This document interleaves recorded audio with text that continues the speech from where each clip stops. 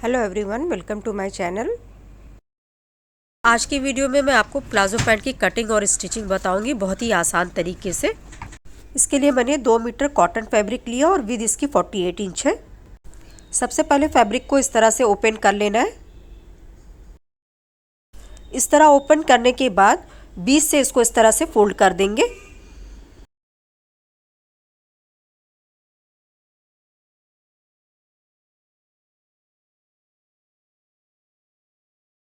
इस तरह से ये देखिए सिंगल फोल्ड में है कपड़ा और सीधी साइड अंदर की तरफ है। इधर ये ओपन साइड है और उस तरफ बंद साइड है। सबसे पहले हम फ्रंट पार्ट की कटिंग करेंगे। 2 इंच पे मार्क करना है बेल्ट के लिए। जितनी चौड़ी आपको इलास्टिक लगानी है उस हिसाब से आपको मार्किंग करनी है। इधर मैं इधर 1.5 इंच चौड़ी इलास्टिक लगाऊंगी तो उस हिसाब से मैंने यहाँ 2 इंच पे मार्क किया है। इस तरह से निशान लगा के सीधी लाइन ड्रॉ कर देनी है। इतना पार्ट हमारा फोल्ड में चला जाएगा, इलास्टिक के लिए है। देखिए इस तरह से ये फोल्ड हो जाएगा। इस लाइन के नीचे अपनी लेंथ के लिए निशान लगाएंगे तो मैं यहाँ 36 इंच पे लगा रही हूँ निशान।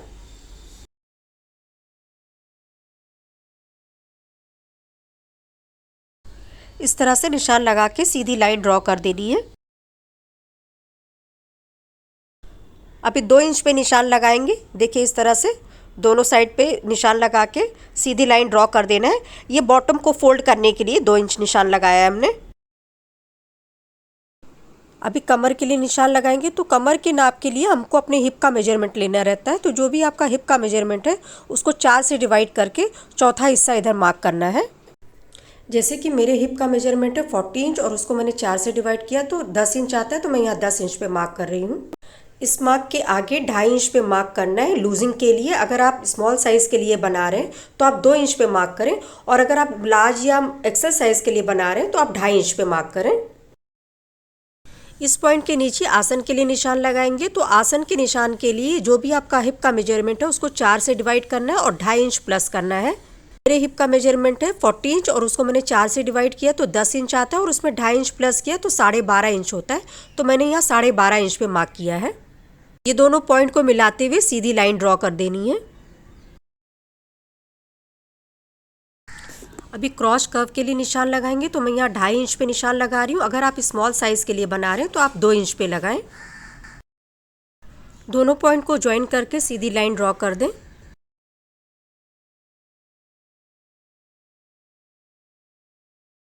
अभी इस तरह से कॉर्नर में रख के 1 इंच पे निशान लगा के इस तरह से क्रॉस कर्व का शेप दे देना है।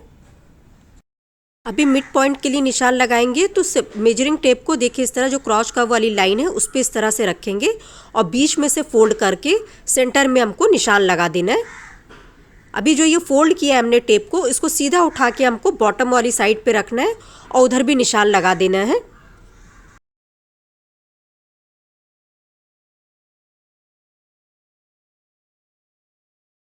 दोनों पॉइंट को मिलाते हुए सीधी लाइन ड्रॉ कर देनी है। अभी बॉटम के लिए निशान लगाएंगे तो जो सेंटर की लाइन हमने बनाई है दोनों साइड पे हमको सेंटर की लाइन के दोनों तरफ हमको 4-4 इंच पे निशान लगाना है।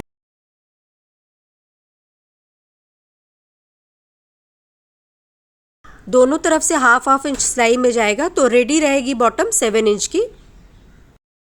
बॉटम में इस तरह से निशान लगाने के बाद लेग शेपर लेना है। ये रूलर लेके इस तरह से हमको शेप दे देना है। साइड से भी क्रॉस का जो कर्व है वहां से लेके नीचे बॉटम तक इस तरह से शेप दे देना है।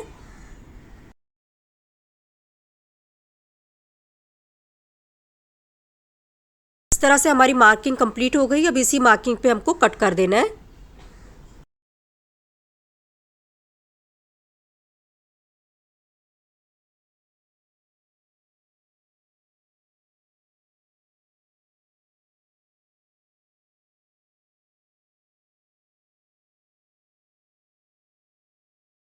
देखिए इस तरह से हमारी फ्रंट पार्ट की कटिंग हो गई है। बैक पार्ट को कट करने के लिए मैंने सेम वे से देखिए फोल्ड करके इस तरह से कपड़े को रखा है।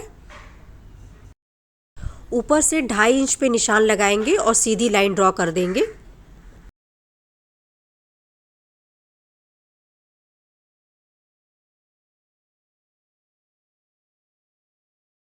अभी जो हमने लाइन ड्रॉ की है उसके नीचे फ्रंट पार्ट को इस तरह से अच्छे से सेट करना है आपको, कोई सिलवट नहीं रहनी चाहिए। देखिए इस लाइन के नीचे हमको रखना है अपने फ्रंट पार्ट को। अभी हम क्रॉस कर्व के लिए निशान लगाएंगे बैक साइड के लिए, तो इसके आगे 2.5 इंच पे निशान लगाना है। अगर आपने क्रॉस कर्व पहले फ्रंट पार्ट में 2 इंच लिया है तो आप 2 ही इंच पे मार्क करें। मैंने 2.5 इंच लिया था इसलिए मैं 2.5 इंच पे मार्क कर रही हूँ और इस तरह से लाइन ड्रॉ कर देनी है। अभी ऊपर की साइड पे भी 2.5 इंच पे ही मार्क करना है आगे की तरफ, और दोनों पॉइंट को इस तरह से मिलाते हुए सीधी लाइन ड्रॉ कर देनी है।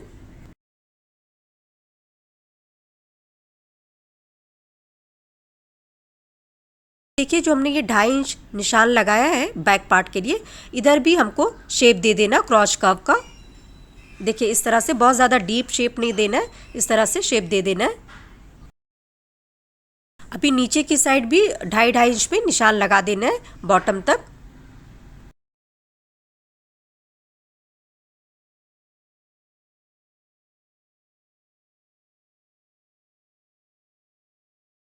इस तरह से निशान लगा के आप सारे पॉइंट को मिलाते हुए शेप दे दें। ये जो लाइन है इसको भी ऊपर तक पूरा बढ़ा दें लाइन को। देखिए रूलर को इस तरह से क्रॉस में रखना है, स्लांट लाइन हमको ड्रॉ कर देनी है, नीचे की जो हमारी लाइन है उस पर मिला देना है।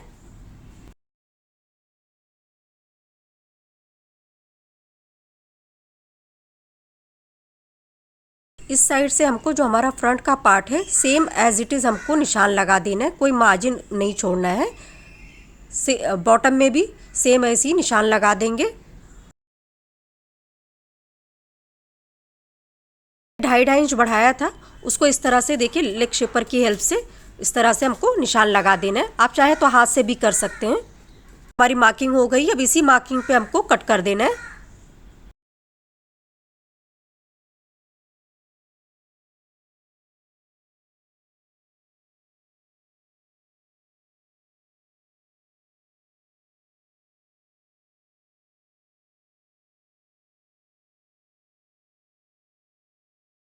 इस तरह से देखिए फ्रंट का 2 पीस है और बैक का 2 पीस है। सिलने के लिए देखिए मैंने फ्रंट के दोनों पार्ट को एक साथ रखा और बैक के दोनों पार्ट को एक साथ रखा और सीधी साइड अंदर की तरफ है। अब इसके आसन में सिलाई लगा देनी है।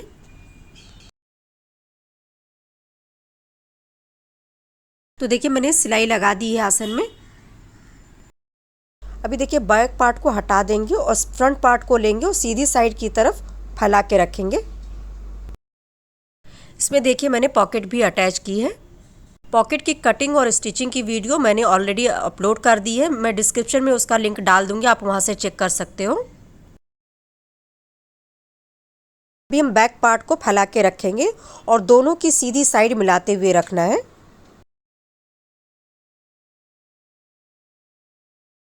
जो हमने ये पॉकेट अटैच की है इसको भी देखिए आप ध्यान से, दोनों की सिलाई मैच होनी चाहिए, इस तरह से अच्छे से आपको सेट करके रखना है। अभी ऊपर से 1/2 इंच पे निशान लगाएंगे। 1/2 इंच का निशान जो है ये पॉकेट की तरफ भी गोलाई में हमको लगा देना है।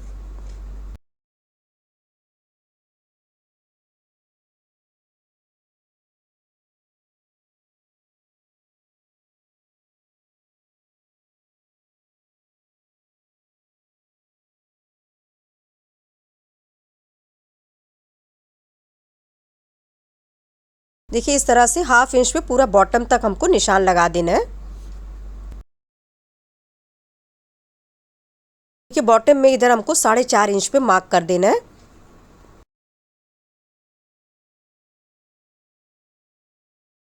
जो हमने साइड की सिलाई के लिए निशान लगाया आधे इंच पे, इस मार्क तक हमको सिलाई लगानी है। 4.5 इंच तक जो हमने छोड़ा है यहाँ तक हम सिलाई लगाएंगे।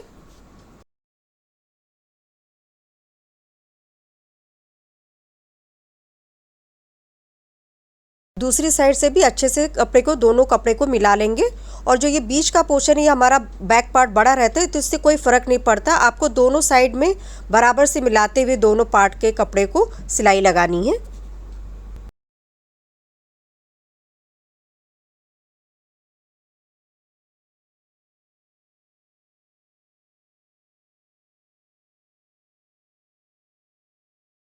इस साइड के भी बॉटम में 4.5 इंच पे मार्क कर देंगे। मार्क तक ही हमको सिलाई लगानी है। चलिए मैं मशीन पे बताती हूँ आपको।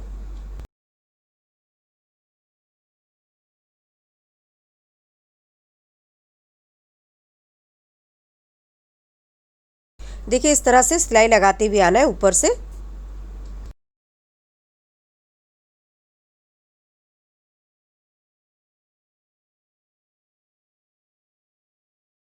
बीच में हमको सिलाई नहीं लगाना है, ये हाथ इंसर्ट करने के लिए है। साइड से इस तरह से कपड़े को घुमा देंगे और पॉकेट से सिलाई लगाते हुए आ जाना है।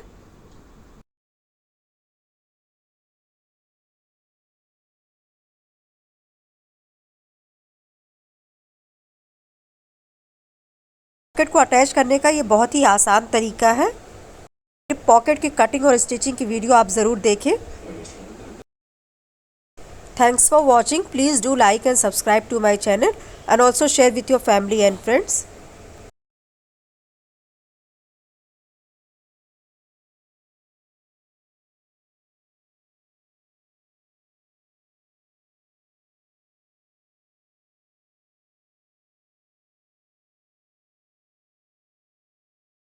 इस तरह से सिलाई लगाते हुए आना। जो बॉटम में 4.5 इंच का मार्क लगाया था हमने, वहाँ तक सिलाई को लाके पक्का कर देना है। सेम वे से दूसरी साइड की भी सिलाई लगा लेंगे। अभी बॉटम में जो हमने 4.5 इंच छोड़ा था, उसको जैसे हम कुर्ती की चाक बनाते हैं उस तरह से डबल फोल्ड करते हुए मैंने आयरन कर लिया है। से डबल फोल्ड करते हुए आप आयरन कर दोगे तो इजी रहेगा सिलने में। अब इधर से सिलाई लगाते हुए आना है इस तरह से, जैसे हम चाक बनाते हैं सेम वैसे ही करना है। का जो नीचे का पार्ट है उसको भी देखिए इस तरह से मैंने आयरन कर लिया डबल फोल्ड करते हुए, और इस पर भी इस तरह से सिलाई लगा देंगे।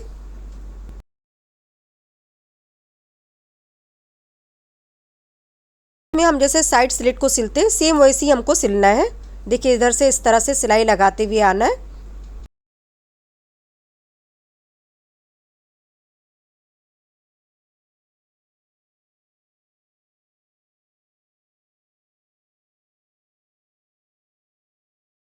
देखिए यहाँ कॉर्नर पे पहुंचने के बाद नीडल को अंदर ही रखना है और इस तरह से टर्न कर देना है कपड़े को और सिलाई लगाते हुए आना है। अगेन नीडल को अंदर ही रखेंगे और टर्न कर देंगे कपड़े को और नीचे तक सिलाई लगा देंगे।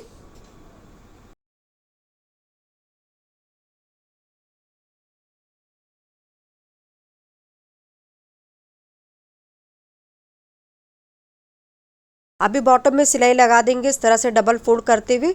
आप चाहें तो यहाँ तुरपाई भी कर सकते हैं।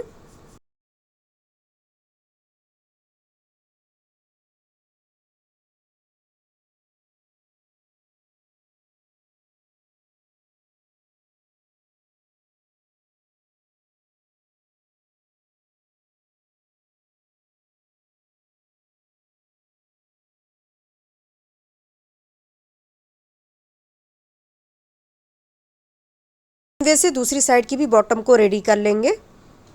हमारे दोनों साइड की सिलाई हो गई है। अभी जो इलास्टिक के लिए हमने 2 इंच का निशान लगाया था उस निशान को डार्क कर लेंगे।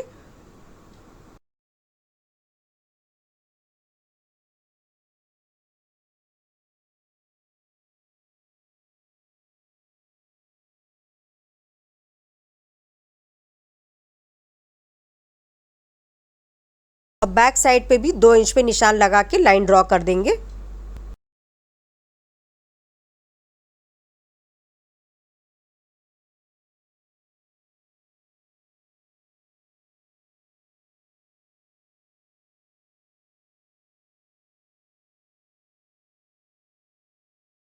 देखिए पहले 1/2 इंच फोल्ड करेंगे, फिर अगेन फोल्ड कर देंगे। जो हमने निशान लगाया है वहां तक पूरा हमको इस तरह से फोल्ड कर देना है। पिन से सिक्योर करते हुए जाना है।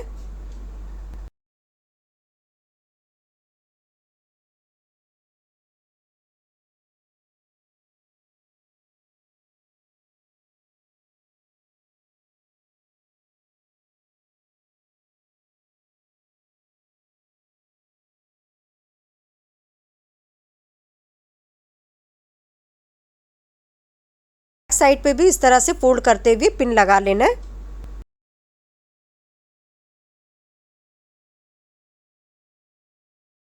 कि बैक साइड पे हमारा कपड़ा थोड़ा सा ज़्यादा है, तो इसको एक छोटी सी प्लेट दे देंगे यहाँ पे इस तरह से प्लेट दे के और पिन लगा लें आप।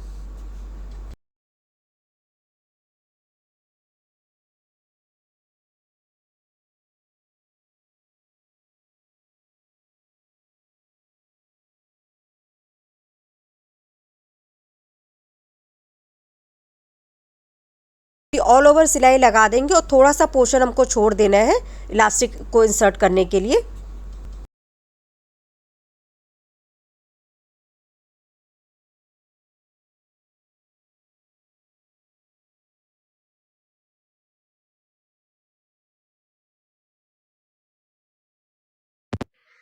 Please subscribe to my channel for more such DIYs.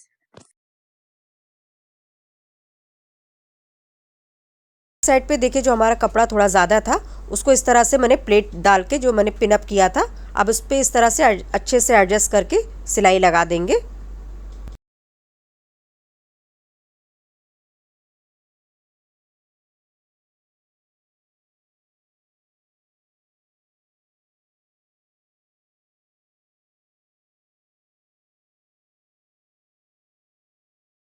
Elastic में 30 इंच ले रही हूँ। जो भी आपका कमर का नाप है उसमें आपको 2 इंच कम लेनी है इलास्टिक। एक सेफ्टी पिन की हेल्प से इलास्टिक को इंसर्ट कर देंगे।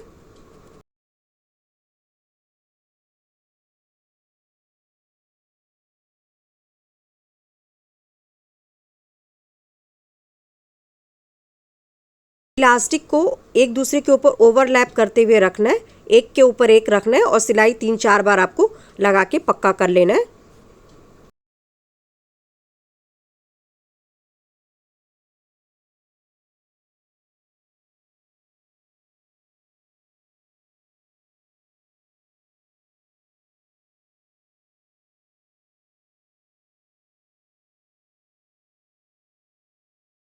ओपनिंग थी थोड़ी सी, उसको भी सिलाई लगा देंगे, लेकिन ध्यान रखिए प्लास्टिक पे सिलाई नहीं लगानी है।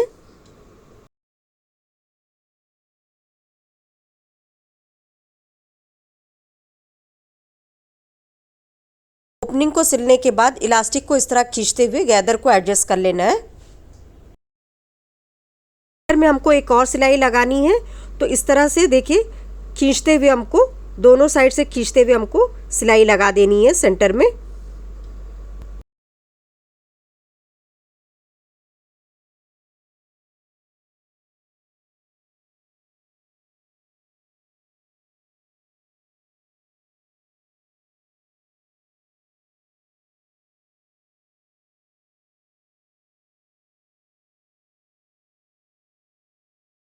अभी इनर लेग की सिलाई लगा देंगे, तो इसके लिए पहले आप पिन से सिक्योर कर लें इस तरह से।